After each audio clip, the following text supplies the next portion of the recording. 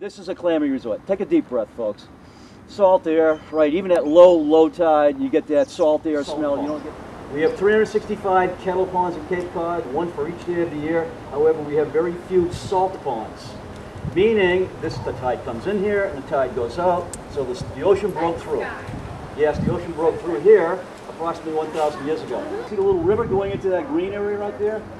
Well, the green area is what we call the Nauset Marsh, the Nauset Estuary, the Nauset Bay, the Nauset Harbor. So you go there, a nice walking town, but everything's named shoal or bar something.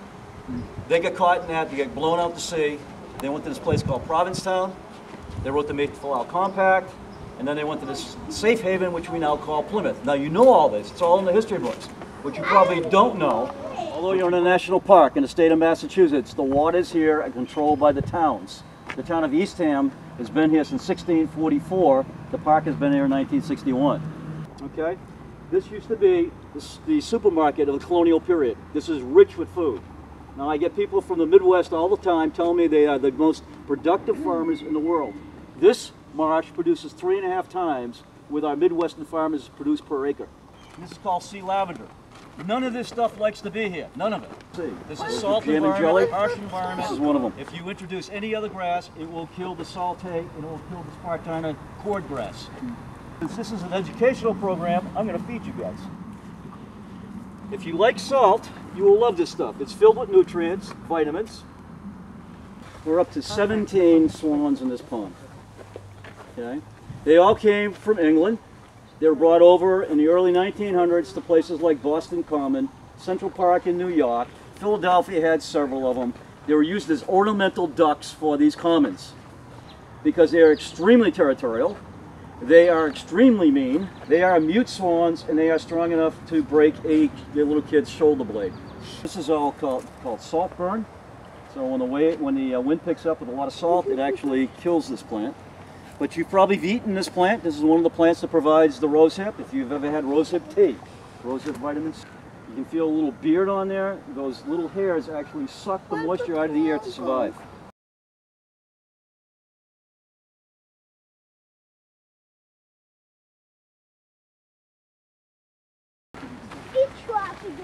So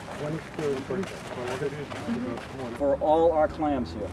I hope you're not shocked. We have not satisfied the shellfish demand on Cape Cod in hundreds of years.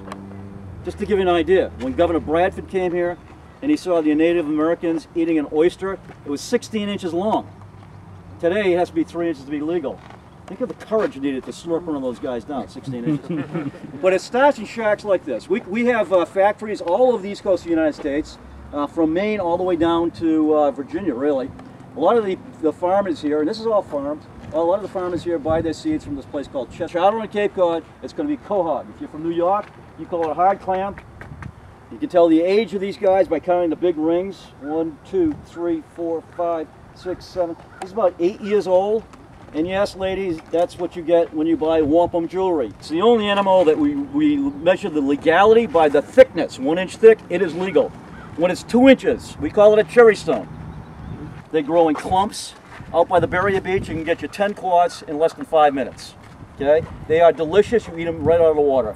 Not to be confused with this guy. I hope I have it for you.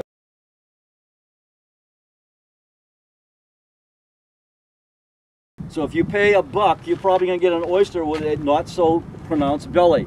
But you get a big belly, you're going to be paying that $1.50 for the oyster. That is the oyster you want. It is full of sweet meat. Visit. People tell me they love steamers, but they get sand in their mouth. You take the skin off the neck, obviously. There's a flap right here, folks. 95% of your sand is going to be in that flap. That's why you give the broth. Make sure you clean that flap right here. There's no sand in the belly. So that's a soft shell clam. So when we get to the overlook, all of the things I just passed out, including that oyster, which starts over here,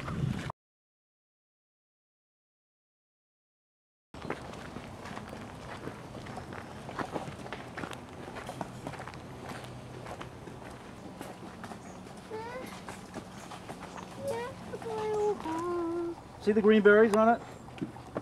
Everybody see the green berries? Okay, I'm going to pass these around. It's not poison ivy. You probably have it in your house. Take one. Don't eat it. Can I take one? Take one. You pass these down. Can I take one? Sure, sure. smells good. Which bayberry? Bayberry. Now, if I want a baby. you take those berries, you throw them into boiling water. The wax of the berry goes to the top. You spoon off the wax. You put it into a little Jar. That's bayberry candles. Used to rub themselves with it. It's great insect repellent. What a great place for golf course. Well, folks, this is Bobby Jones. Right there, you are in the golf course. It's no longer in existence, but it was until the 1940s. The right of the break, that's Nauset Beach, run by the town of Orleans, and to the left of the break, that is the number 8 beach in the United States, Coast Guard Beach, run by the federal government. The citizens of the United States If you Beach. walk all the way there, you... And the following day, the parking lot that used to be a parking lot is no longer a parking lot. The bonus about me to do большой обмен. Вот he На. А теперь смотри вон туда, смотри, какая форма дерева интересная. Видишь?